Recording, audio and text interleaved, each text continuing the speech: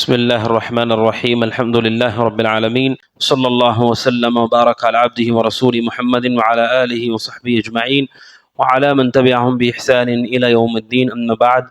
معزز حاضرین، جیسا کہ آپ سب جانتے ہیں کہ کل 10 محرم ہے، جسے عاشورہ کا دن کہا جاتا ہے۔ عاشورہ کہتے ہیں 10 کو، اسی سے اسے عاشورہ کہا جاتا ہے کیونکہ وہ 10 تاریخ ہے۔ عاشورہ کا یہ دن انتہائی اہم دن ہے اہل ایمان کے لیے، اس لیے کہ رسول اکرم صلی اللہ علیہ وسلم نے اس دن کی خوبی اور فضیلت بیان کی، اور وہ خوبی اور فضیلت یہ ہے، صحیح مسلم کی حدیث ہے، ابو قتادہ انصاری رضی اللہ تعالیٰ عنہ کہتے ہیں رسول اکرم صلی اللہ علیہ وسلم نے فرمایا، صوم یوم عاشوراء احتسب علی اللہ ان یکفر السنۃ التی قبلہ۔ آپ نے فرمایا علیہ الصلوۃ والسلام، آپ نے کہا عاشورہ کا روزہ، 10 محرم کا روزہ، مجھے اللہ سے امید ہے کہ جو شخص عاشورہ کا روزہ رکھے گا اللہ تعالیٰ اس کے پچھلے 1 سال کے گناہ کو معاف کرے گا۔ 10 محرم کو اللہ سبحانہ و تعالیٰ نے خوبی دی ہے کہ اس کا ایک روزہ 1 سال کے گناہوں کا کفارہ ہے۔ یہ 10 محرم کی شرعی حیثیت ہے، لہٰذا ہم سب کو چاہیے کہ ہم 10 محرم کا روزہ رکھیں۔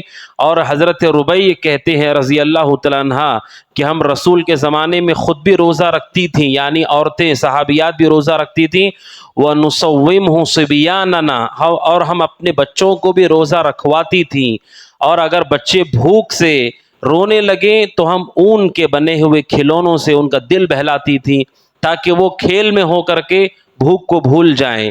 اس طرح سے اون کے بنے ہوئے کھلونے صحابیات بچوں کو دے کر بہلاتی تھی، لیکن وہ روزہ خود بھی رکھتی تھیں، اپنے بچوں کو بھی رکھواتی تھیں، اور رسول اکرم صلی اللہ علیہ وسلم اس دن کو تلاش کر کے، پوچھ کر کے، معلوم کر کے آپ اس دن کا روزہ رکھتے تھے، عاشورہ کے دن کا روزہ۔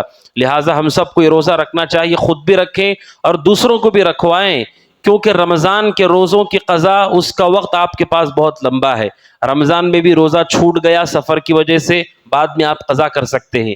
ان روزوں کی کوئی قضا نہیں، عرفہ کے روزے کی کوئی قضا نہیں ہے، عاشورہ کی کوئی قضا نہیں، آپ نے رکھا تو رکھ لیا، چھوٹ گیا تو پھر اگلے سال ہی ملے گا۔ اسی لیے بعض سلف سے پوچھا گیا سفر میں روزہ رکھنے کے متعلق، تو انہوں نے کہا یہ جو روزے ہوتے ہیں سفر میں بھی رکھ لو، کیونکہ رمضان کے روزے آپ چھوڑ دیں گے تو بعد میں قضا ہو سکتی ہے، ان کی کوئی قضا نہیں ہے۔ یہ تحیۃ المسجد کی طرح ہے، آپ مسجد میں آئیں گے تو 2 رکعت آپ کو پڑھنی ہے، آپ نہیں آئے تو کوئی 2 رکعت نہیں ہے۔ اسی طرح جو یہ روزہ پائے گا اس کے لیے روزہ ہے، بعد میں اس کی کوئی قضا نہیں، لہٰذا یہ روزہ ہم رکھیں۔ اور دوسری چیز ہے وہ یہ کہ 10 محرم میں روزے کے علاوہ اور کوئی خاص عمل رسول سے ثابت نہیں ہے۔ 10 محرم میں جو کچھ مسلمانوں کے درمیان کیا جاتا ہے مشہور ہے، اس کا کوئی ثبوت نہیں، وہ بدعات میں سے ہے۔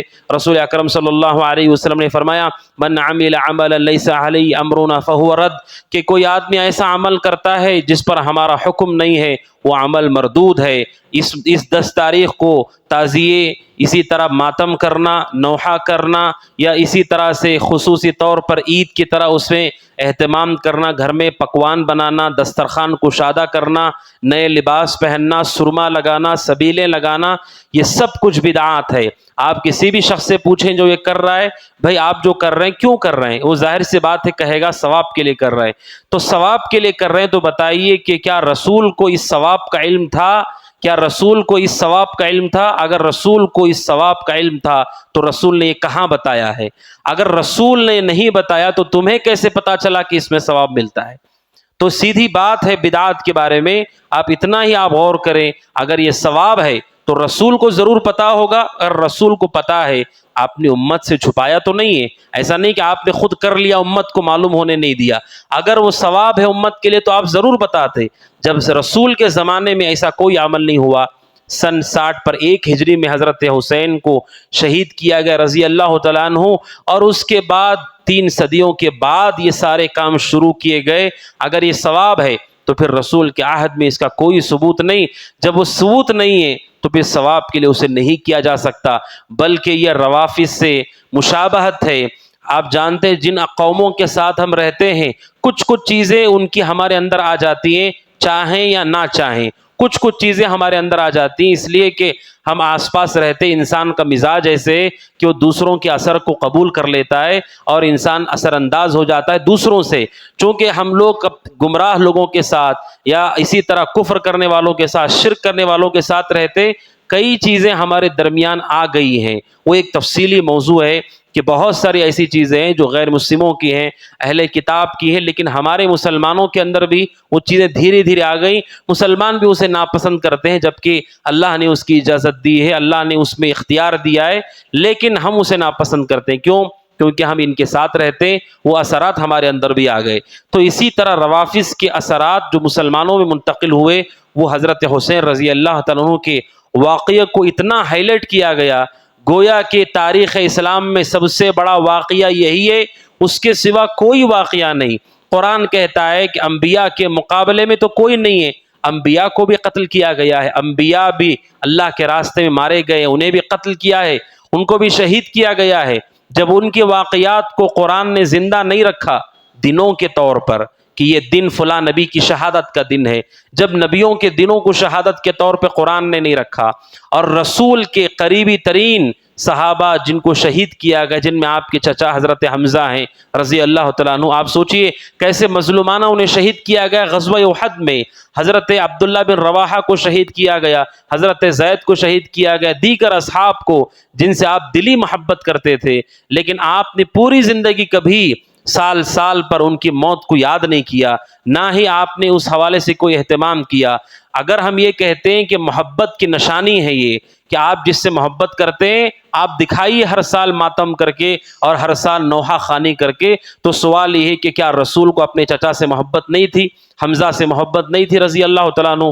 اگر محبت تھی تو پھر کیوں رسول نے ان کی وفات کے دن کا اعلان نہیں کروایا؟ کیوں اس دن عید کی طرح نہیں منایا گیا، یا اس دن ماتم کیوں نہیں کیا گیا؟ جب صحابہ نے اور اللہ کے نبی نے خود اپنے چہیتے لوگوں کا ماتم نہیں کیا، نہ آپ نے اس دن کی تاریخ بتائی، کس کو پتا ہے حضرت حمزہ رضی اللہ تعالیٰ عنہ کس تاریخ کو شہید ہوئے؟ لوگوں کو تاریخ بھی نہیں پتا ہے۔ آپ نے کوئی اہتمام نہیں کروایا کیونکہ یہ دین کا حصہ نہیں ہے، یہ دوسروں کی تہذیب ہے جو ہمارے اندر داخل ہو گئی۔ دنوں کی تعظیم انہی دنوں کی تعظیم ہے جن کی شریعت میں اجازت ہو، شریعت میں خصوصی عمل ہو۔ بقیہ یہ سارے اللہ کے دن ہیں، 7 دن اللہ کے ہیں، 12 مہینے اللہ کے ہیں۔ جو عمل ہمیں بتایا گیا ہے کتاب و سنت میں وہی عمل ہم کرتے ہیں، اضافی عمل کے لیے دلیل کے بغیر ہم نہیں کرتے۔ جیسے 1 رکعت بھی آپ اضافی نہیں پڑھتے جب تک اس کی دلیل نہ ہو، ظہر کو 4 ہی پڑھتے ہیں، مغرب کو 3 ہی پڑھتے ہیں، 1 رکعت آپ بڑھاتے بھی نہیں گھٹاتے بھی نہیں کیونکہ دلیل نہیں ہے۔ تو اتنے سارے ہم کام کر رہے ہیں، ان کی کیا دلیل ہے؟ کہاں سے یہ ثابت ہے؟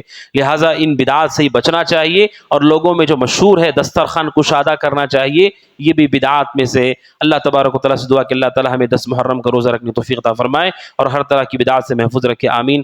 ھذا وصلی اللہ وسلم علی محمد وعلی آلہ وصحبہ اجمعین۔ السلام علیکم ورحمۃ اللہ وبرکاتہ۔